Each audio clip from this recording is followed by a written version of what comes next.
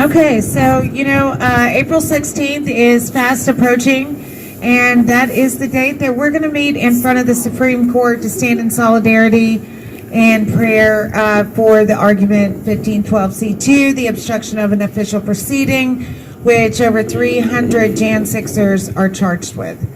And the Supreme Court is taking up the argument of corruptly. If you had intent to corruptly mess with the ballots or tamper with evidence, and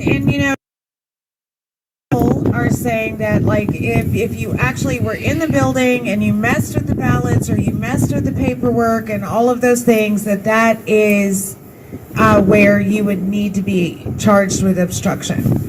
No one really did that. So, that would make that obstruction of an official proceeding go away for 99% of the Jan 6ers that are charged with it. There is 2 more chances for the obstruction 1512C2 to be brought up in front of the Supreme Court. The one that's going in front of the Supreme Court right now is Fisher, but Lang was not picked up. But they have an option to pick it up at any time. And so that is another avenue that this obstruction charge can be looked at. But April 16th, we are meeting out front. If you want to go in and hear the argument, which I think a lot of people are doing, you're going to have to get in line. The guard told us some people have waited, camped out in line to hear an argument. So either way, we're going to be out front, and we're going to be doing what we do and praying and advocating for Jan 6 and that charge to be really, listened to in front of the Supreme Court. What else do we have coming up? The march. We do have the march coming up.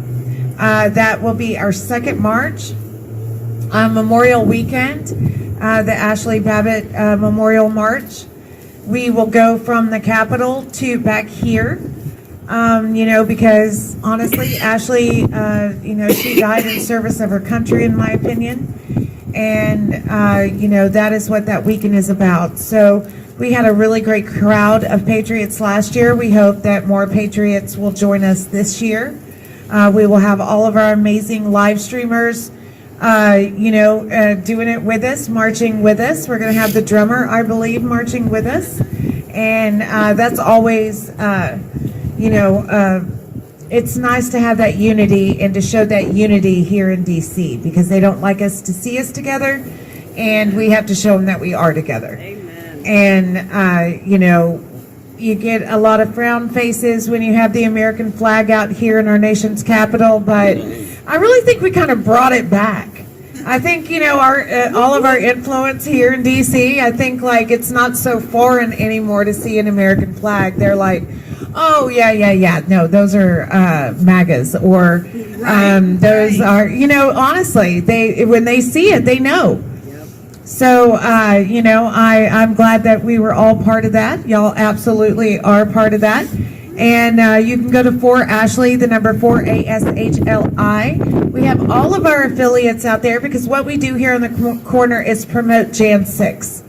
That's what we do. We give these people a voice. We give our BOP people a voice. We give their family members a voice. We give any organization that we know is doing good for Jan 6ers a voice.